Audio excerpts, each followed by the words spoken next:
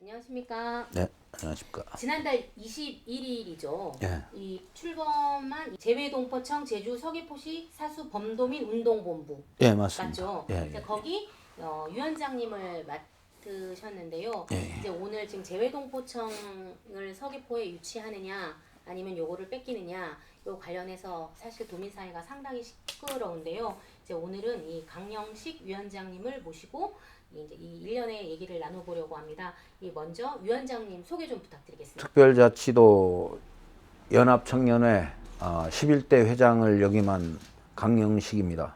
지금 현재는 제주 21세기 한중국제교류협회 회장을 맡고 있고 3월 21일 재외동포재단이 폐지된다는 그런 소식을 듣고 중앙의 정치인들에 의해서 재외동포재단이 도둑질 당했고 제주 도민의 자존심마저 도적질 당했다라는 판단하에 분개한 나머지 범도민운동본부를 설립해야 되겠다는 그런 마음을 갖게 되었습니다.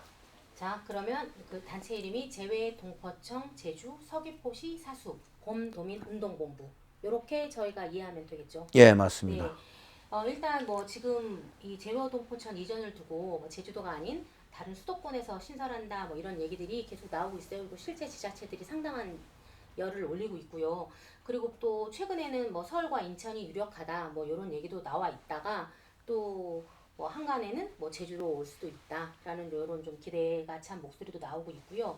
이제 이런 와중에 어찌됐던 제주에서 유일하게 이 재외동포청을 서귀포에 유치하기 위한 이 노력들을 상당히 끊임없이 하고 있는데요.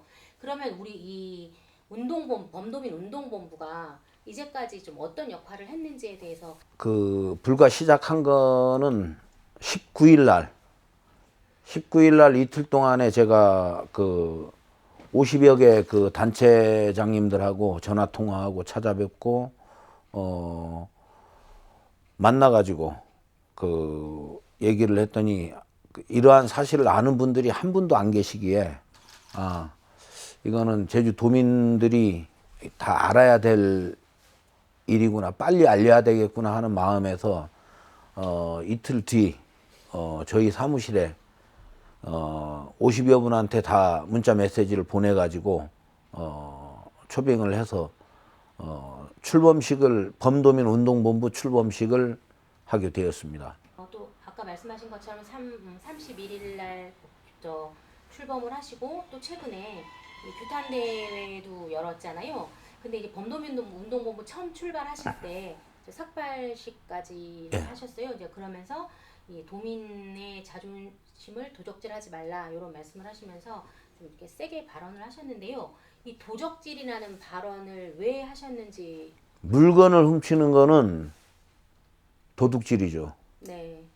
모르게 물건 훔쳐가는 거는 도둑질입니다. 근데 사람의 마음을, 자존심을 훔쳐가는 거는 도적질입니다.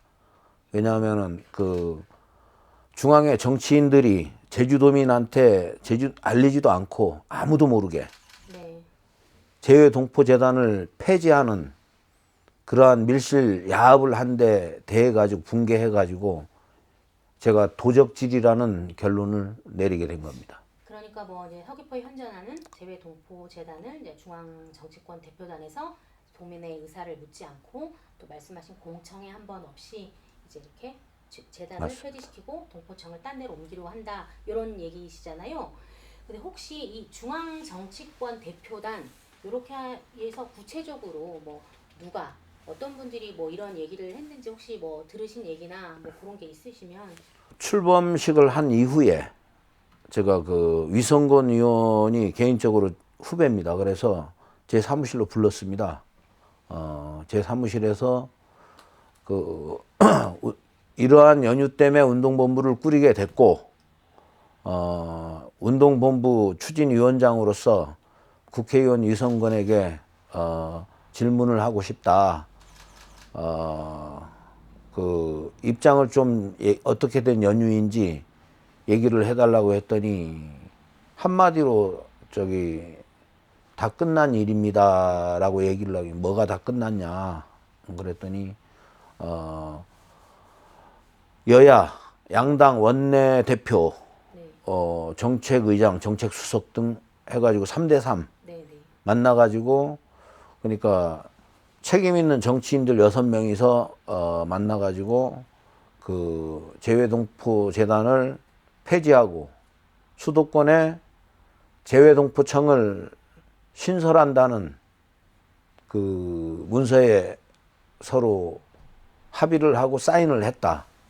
그리고 그 위성권 의원 본인도 민주당 정책 수석 그 자격으로 가서 같이 사인을 했다고 얘기했습니다. 그래서 제가 누구 마음대로 사인하냐고. 내가 이틀 동안에 50분의 그 단체장들을 다 만나보고 통화해보고 했는데 단 한 사람도 아는 사람이 없는데, 응? 제주 도민이 그렇다면은 서귀포 시민이 아무도 모르고 제주 도민이 아무도 모르는데 누구 마음대로 사인하냐고. 좀 강하게 좀 추궁을 했습니다. 그랬더니 뭐 이거 재외동포 재단을 주고 다른 기관을 유치하는 게 어떻겠느냐고 그런 얘기를 하길래 저는 절대 이 재외동포 재단은 폐지돼서는 안 된다고 강하게 얘기를 했고 한 30여 분 대화하다가 제가 자꾸 추궁을 하니까 다음 스케줄이 바빠서 뭐 먼저 일어나야 되겠습니다 하고 얘기도 못 끝내고 그냥 자리를 일어났습니다. 그럼 결과론적으로 제주도를 대표해서 유성권 의원이 뭐 참석을 했는데 그 자리에서 유성권 의원님의 생각은 재단을 재단을 흡수시킨 청으로 합쳐지니까 이 청을 다른 데에다가 이전을 하고 그 대신 다른 기관을 제주에 얻어오는 거에 대한 동의를 하셨다 이렇게 해석해도 되겠습니까? 그래서 제가 그 얘기까지 했습니다. 사인을 한데 그러면은 그 사인을 한 문서에 다른 기관 제주도로 가져오기로 한 기관이 특정이 돼 있느냐 그랬더니 특정이 안 돼 있대요. 그러면은 그게 무슨 놈의 재외동포 재단을 주고 다른 기관을 줘야지 가져오는 거지. 그건 잃어버린 거다. 네. 저는 강하게 그렇게 따졌습니다. 근데 뭐 일단 최근에 유성권 의원님이 입장문을 발표를 하셨잖아요. 그 입장문을 보니까 지금 위원장님께서는 유성권 의원하고 만났을 때 이미 물 건너간 일이다. 예. 다른 거 갖고 오기로 했다. 이렇게 하셨는데 언론에 뿌린 입장문에서는 서귀포에 설립하는 게 원칙이다. 나는 그런 주장을 했다. 이렇게 지금 공식적으로 입장을 밝히셨단 말이에요. 이렇게 지금 엇박자가 나고 있는데 요거 부분에 대해서도 혹시 위원장님이 하실 말씀이 있는지. 처음에 얘기했던 뉘앙스는 서귀포에 있는 게 원칙이라는 그런 얘기를 안 했습니다. 처음에는 그런 얘기를 안 했었고 그 후에도 저하고 통화도 많이 했고 네. 통화도 많이 했었고 일단 규탄 대회 하는 데서도 제가 서귀포 시민들 앞에서 유성권 의원이 사인했다는 사실을 제가 밝혔습니다. 그거는 유성권 의원이 얘기한 그대로 팩트 체크해가지고 또 들은 사람도 2명이나 있습니다. 네. 우리 그 운동본부 식구들 2명이 있는데 유성권이 의원이 와가지고 얘기를 한 부분이기 때문에 처음에 끝났습니다.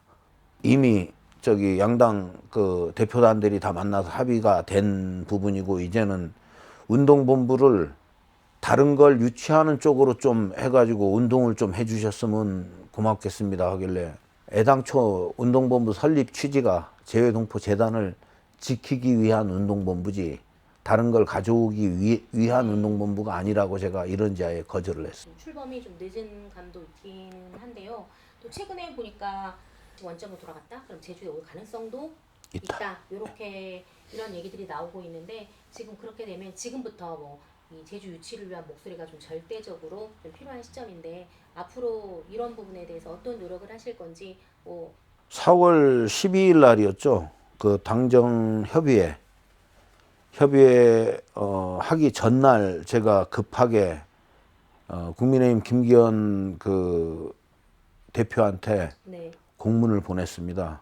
제주도민 의사를 반영해 주십사 하는 공문을 급하게 보냈고, 그 이튿날 대통령실과 또 외교부 양당 대표하고 국민권익위원회까지 해가지고 총 5통의 그 공문을 보냈습니다. 네. 제주도에다가 존치시켜 달라는 그런 내용의 그 공문을 보냈고, 심지어는 대통령실 소통실에 그 비서관한테도 문자를 보냈습니다.